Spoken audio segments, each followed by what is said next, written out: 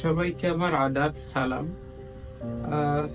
2021 সাল থেকে আমি ক্যান্সার নামক এই রোগের সাথে ফাইট করে আসছি আপনাদের সবার সহযোগিতায় এবং আর্থিক সহযোগিতার মাধ্যমে এবং ভালোবাসার মাধ্যমে। এবং 4 বছর খুব ভালোই ছিলাম এবং এই জানুয়ারি মাসে 2025 সালের মার্চ মাসে ক্যান্সারটা আবার রিল্যাপস করে।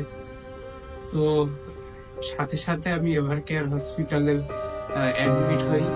কিন্তু অ্যাডমিট হওয়ার পরে যখন আমার কেমোথেরাপি শুরু হয় তখন বিভিন্ন কমপ্লিকেশন শুরু করে। কেমোথেরাপির বিভিন্ন কমপ্লিকেশন শুরু হওয়াতে আমার বিলগুলো এত বেশি হয়ে যাচ্ছে যে আমার পরিবারের পক্ষে সেটা বহন করা খুবই কঠিন হচ্ছে।